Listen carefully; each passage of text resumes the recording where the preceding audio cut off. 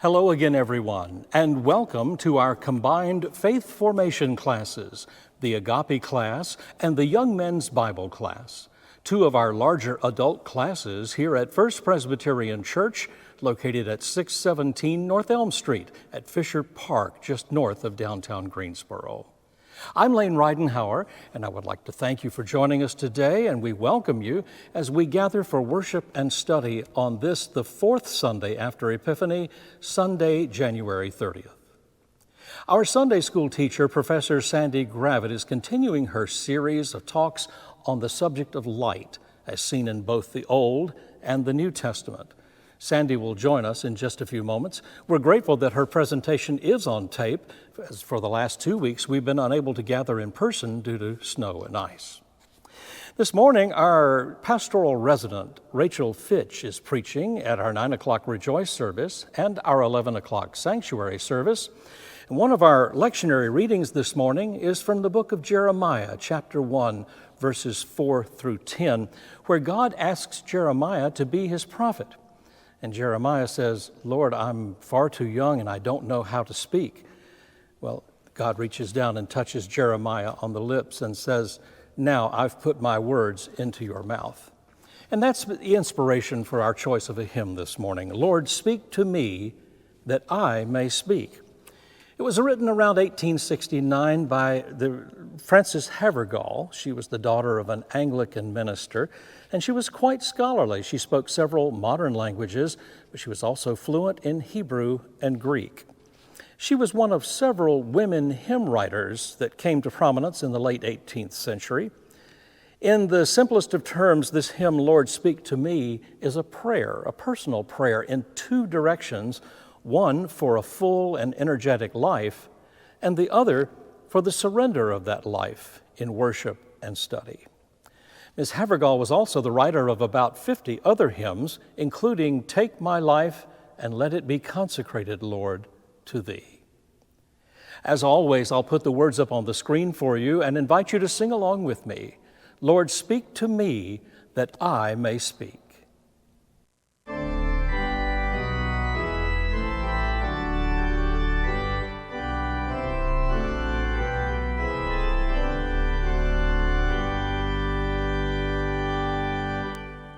Lord, speak to me that I may speak in living echoes of thy tone.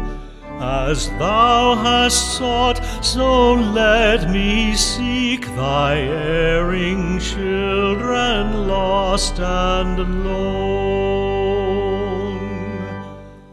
Oh, teach me, Lord, that I may teach the precious things thou dost impart, and wing my words that they may reach the hidden depths of many a heart. Oh, fill me with thy fullness, Lord, until my very heart o'erflow, in kindling thought and glowing word, thy love to tell, thy praise to show. Oh, use me, Lord, use even me, just as thou wilt, and when and where, until thy blessed face I see, thy rest, thy joy, thy glory share.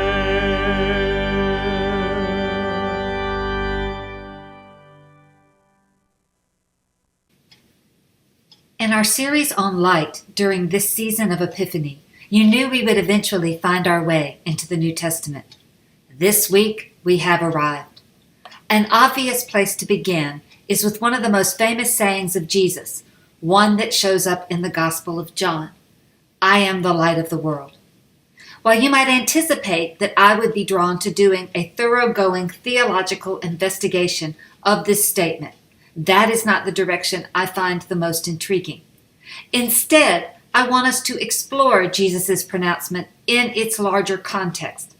That is, I want us to look at what is happening right before and right after he says these words, because I find that the lesson emerging there is the one that deserves consideration. To do that work, let me start with some background. John's Gospel is different from the Synoptics in terms of how it presents Jesus in relationship to the city of Jerusalem and the authorities in and around the temple. Whereas Matthew, Mark, and Luke tell us that an adult Jesus goes to the city only during the last week of his life, John's Jesus comes down to Jerusalem from the Galilee more often. That level of frequency does not mean that he is in any less conflict with the powers that be. Indeed, chapter 7 of John opens with this statement: "After this, Jesus went about in Galilee. He did not wish to go about in Judea because the Jews were looking for an opportunity to kill him." Nonetheless, the writer says that Jesus ends up in Jerusalem for the Feast of Booths. And not only does he come into some conflict with the chief priests and the Pharisees, but we also read, there was division in the crowd because of him. While the temple guard opts not to arrest him on the final day of the festival, Jesus does not take that as a sign to back off on his work or to go back to the Galilee. Instead, he returns to the temple early the next morning, and when the people come to him, he begins to teach. At this point, a well-known story unfolds, and it bumps right up against Jesus' pronouncement about himself as the light of the world. First the story, and then the connection to Jesus' words. The writer says the scribes and Pharisees bring to Jesus a woman, and a rather ugly scene follows. This unnamed woman is forced to stand in the middle of the crowd around Jesus. At this point, the scribes and Pharisees become her accusers, saying, "Teacher, this woman was caught in the very act of committing adultery." And yes, there is a Greek word here, autophoros, which means in the very act. A couple of things immediately leap off the page. First, while there is at least the outside possibility that the threat of stoning would be carried out, which of course would be a horrifying outcome, we can all too easily overlook the fact that this public accusation would almost inevitably ruin the reputation of all involved. I'm talking about the woman and her family in the eyes of all the people who were present, as well as to everyone who hears the tale repeated. It's an honor-shame culture, and reputation mattered in everything you did. Whatever business you conduct, who you marry, your family's standing in the social world, all of this is tightly integrated. And damage to the reputation of one in your membership has a reverberating impact on all. As a matter of fact, this story stands out precisely because it is scribes and Pharisees bringing her to Jesus. Far more often, women in such cultures who were accused of acts like this one would be under threat from their own families. Even in our own time, so-called honor killings are all too often carried out by family members as a way of disassociating themselves from the person whose behavior has violated whatever prevailing norm in a community brought shame to the family. Which leads me to number 2. How is this very act discovered? Do they pull her from someone's bed? If so, how does that come about? Was this relationship known to them, and it was just a convenience to exploit it in this circumstance? Did they just happen to have a situation blow up with a family coming to them conveniently at this moment? I can't imagine any other way it becomes apparent. They're not out doing bed checks. I tend to think that the whole thing is orchestrated. My theory rests on the verb perazzo, characterizing their actions. It means to try or to tempt. Here it is translated test. It is the same verb used of Jesus' wilderness experience in the Synoptic Gospels, when we are told Satan tries to get him to demonstrate his power and thus to derail Jesus' approach to his public ministry at the get-go. They too are trying to draw Jesus out, to push him into doing something that he doesn't want to do. How are they going about that? The accusers, you see, don't stop with the statement about her sin alone. They go on to add that the law of Moses commands us to stone the violator.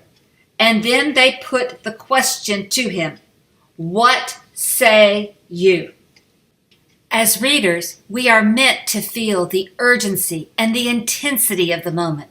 We all know that in the heat of any crowd, especially one that is already fickle towards Jesus, things can turn on a dime and it can get out of hand in an instant. When a mood shifts, it can be difficult to stop the momentum of whatever will unfold. What then will Jesus do? Let's lay out some options. He could engage them in a discussion about the Jewish law, thereby following the pattern they might be expecting of a teacher in such a moment. Teachers of the law, after all, think about texts and fight over their nuances. Maybe then they anticipate that Jesus will go investigatory here, drawing out the circumstances. Who in this relationship is married? Her? Him? Both? After all, knowing the circumstances influences how the law applies. That is, whether there's cause for immediate stoning or if some other remedy might be applied. But that's a generous read of what this group might have been anticipating, because this woman is brought to him alone. For me, that raises this question. If she was caught in the very act, where is her partner? The law holds him liable as well. I imagine he's not there because a man would have had more standing with the crowd and more resources at his disposal to defend himself. Only her present is a big clue to Jesus of the accuser's intent. Pointing to a woman, saying whore, and then letting the situation unfold is most likely a blunt tool. It sounds more like an obvious play to people's prejudices and predispositions, a way to get the crowd riled up, and thus to throw some dirt at Jesus and see what sticks. Maybe they wanted to see if Jesus would just go along and say stone her and be done with it. Maybe they wanted to know what his theological temperament was. But remember, they are in the temple post-holiday, the Feast of Booths, and the Roman presence that accompanies these festivals was likely still increased.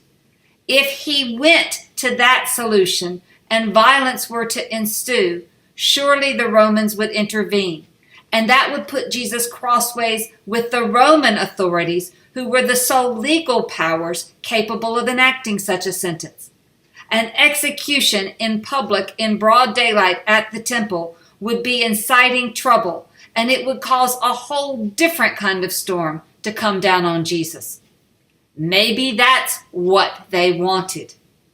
Thus, Jesus chooses not to engage with them on the playing field the way that they've constituted it. Instead, the text reports, Jesus bent down and wrote with his finger on the ground. A lot of ink has been spilled over what exactly he was doing, what that phrase means. Augustine said that Jesus' finger writing in that sand was like God's finger on the stone writing the 10 Commandments, and he was showing himself to be a lawgiver. Other commentators think he was writing a list of the woman's accusers, as if it were a trial by the Jewish law. Some think he is penning her crime and her sentence, more like the Romans would do.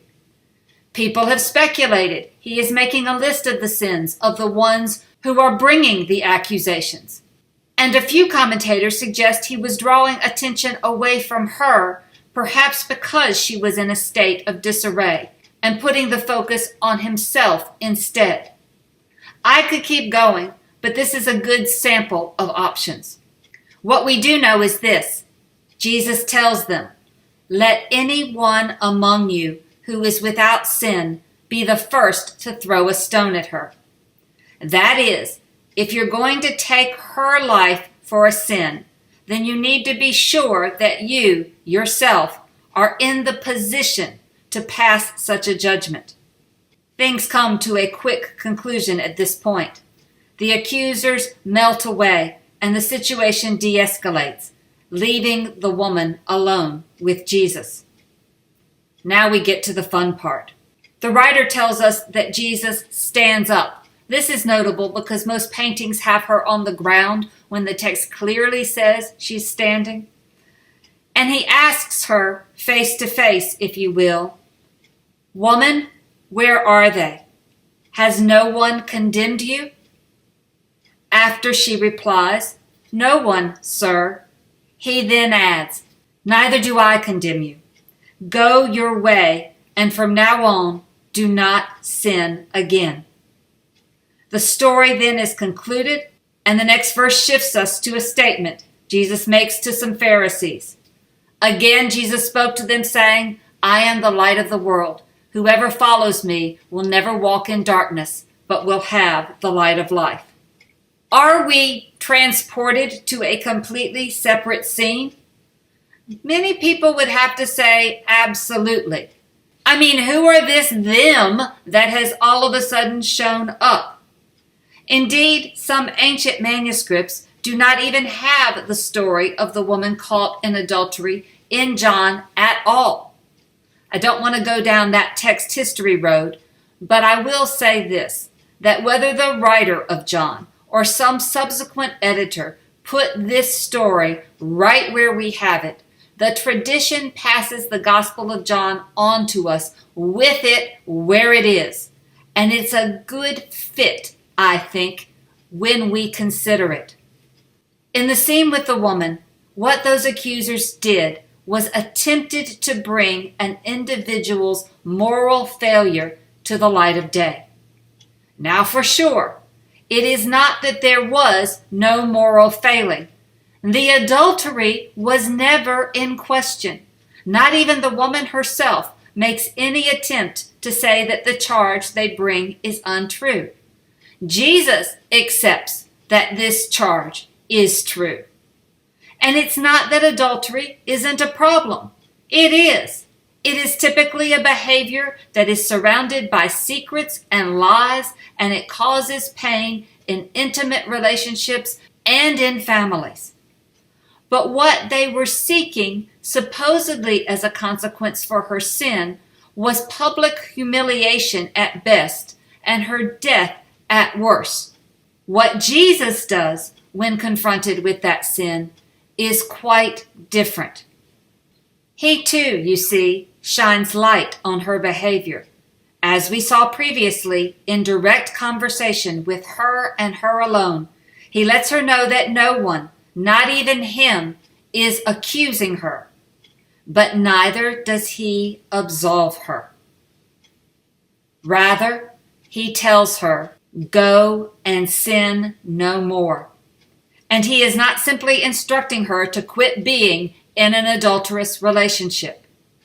He is, as the next passage makes clear, inviting her to come out of all kinds of dark places and into a light that is life-giving.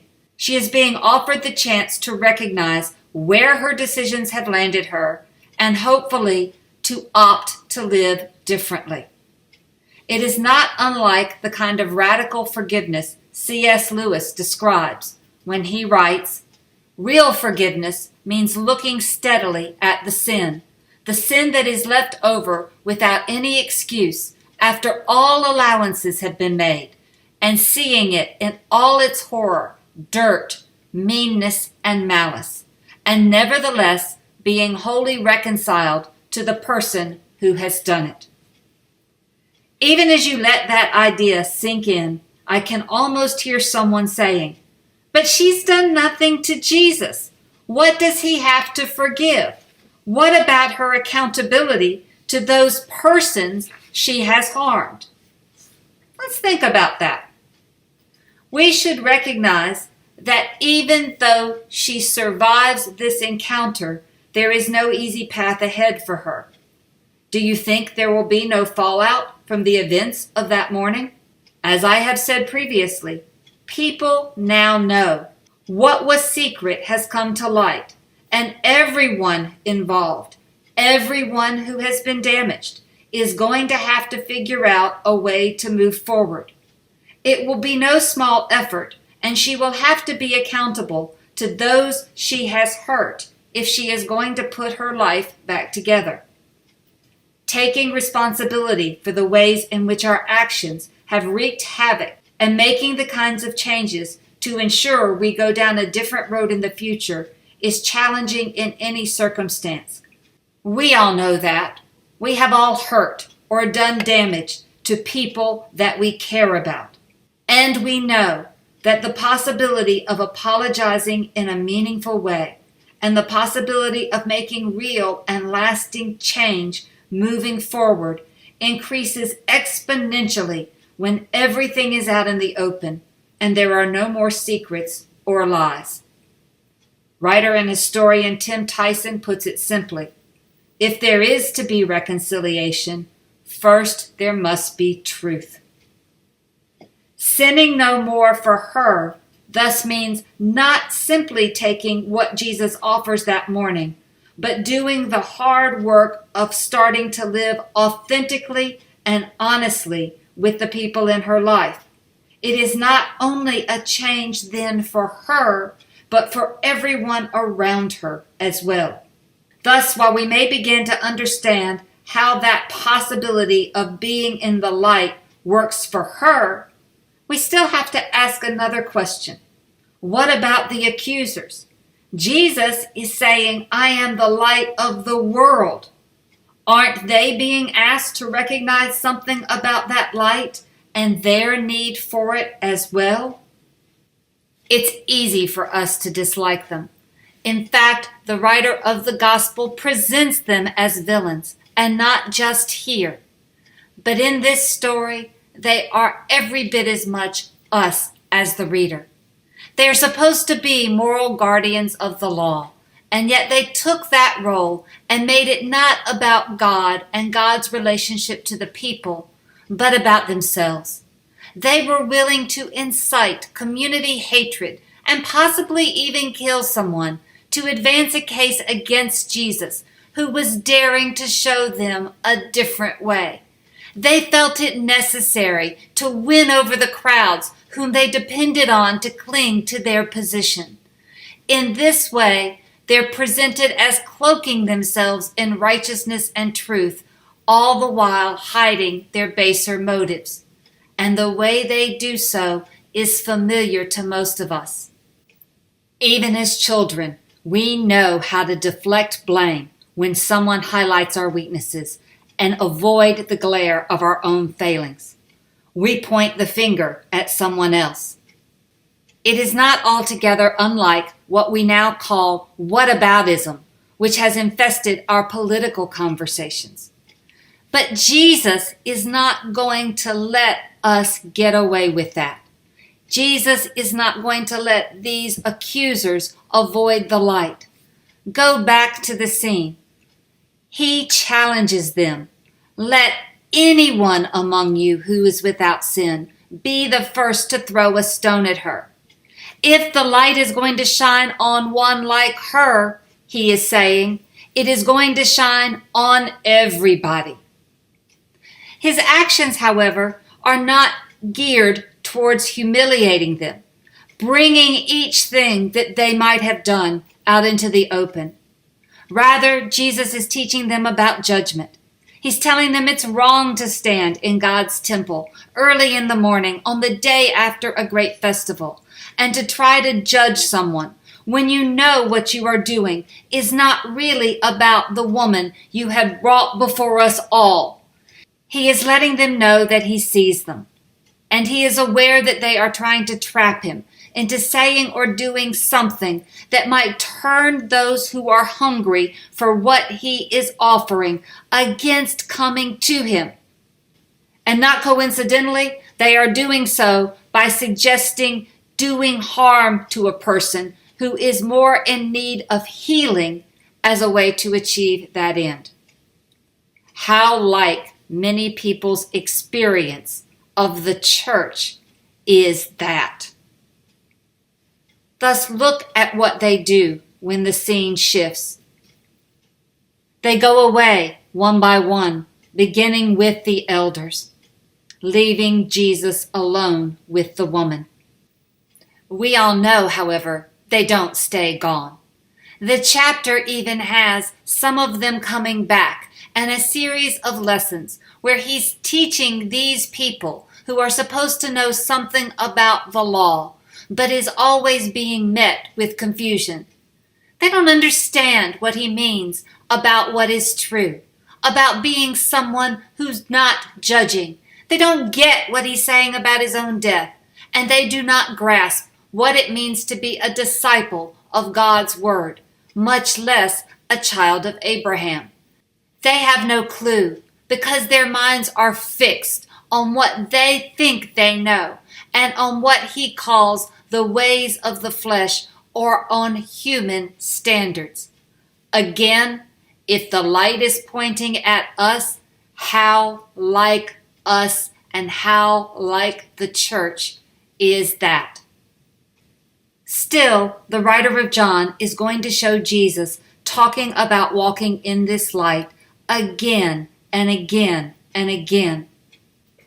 Indeed, as his teachings come to a close and we move into the last week of his life, this is what Jesus tells his disciples at the point where the writer of John's Gospel closes out the first section and begins the Passion story.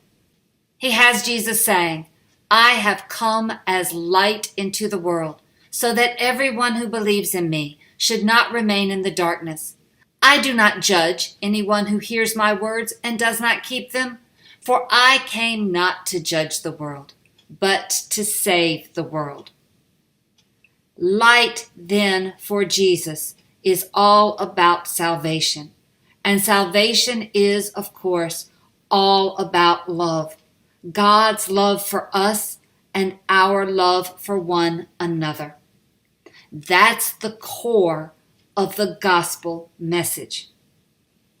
It reminds me of a Maya Angelou poem called "Touched by an Angel," and I'm going to let her wrap up and give us something to think about this week as we consider light and life and love and salvation and being set free from whatever has us weighted down to walk in the light of life.